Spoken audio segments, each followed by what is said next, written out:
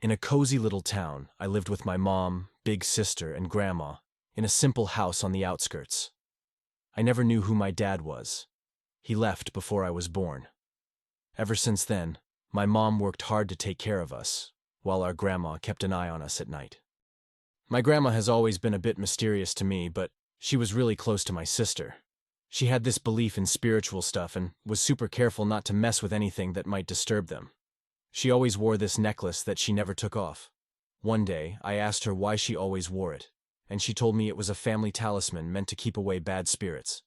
She said it would be passed down to my mom after she died, and then to my sister after her.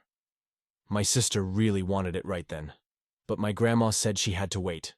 When my sister seemed disappointed, my mom just brushed it off, saying it was just a regular necklace to her, and she could have it whenever my mom has it on. My grandma looked sad but didn't say anything to my mom. Instead, she whispered to my sister, telling her to believe in the power of the necklace and never doubt its worth. She said my mom would understand eventually, and my sister agreed. One spooky night, while my sister and I goofed around in the living room and grandma kept an eye on us, weird whispers started echoing through the house. At first, grandma brushed them off as just the old house making noise. But as the whispers got louder and creepier, she sensed something sinister lurking in the shadows. Suddenly, a shadowy figure appeared in the hallway, a tall, gaunt man with hollow eyes and a seriously creepy vibe. We were frozen with fear as he whispered eerie stuff into the darkness. Determined to protect us, Grandma stood up, clutching her necklace, and started mumbling prayers that I couldn't quite understand. I caught bits like, "Dear Lord, protect us from evil," as the tension in the air crackled with every word. Despite the entity's resistance, Grandma stood her ground.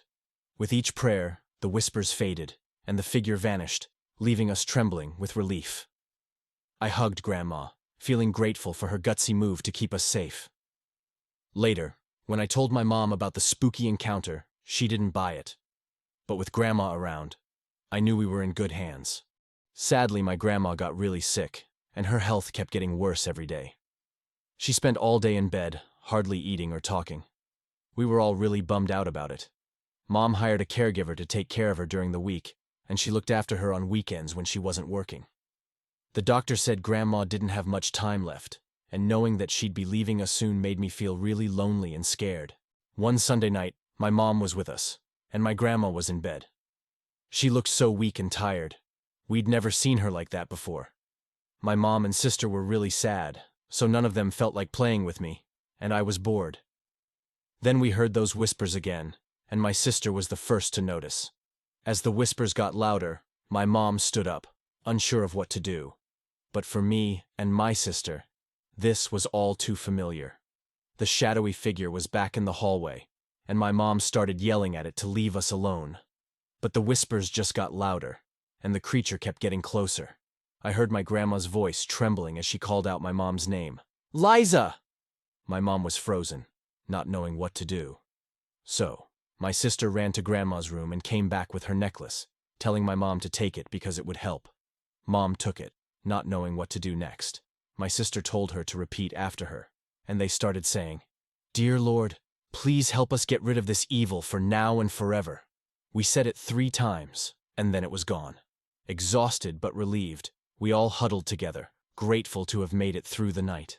Later, my mom hugged my grandma in her room, crying and asking for forgiveness for not believing in her and the power of the necklace. My grandma comforted her, saying it was okay and that the necklace was now hers. She smiled and took her last breath.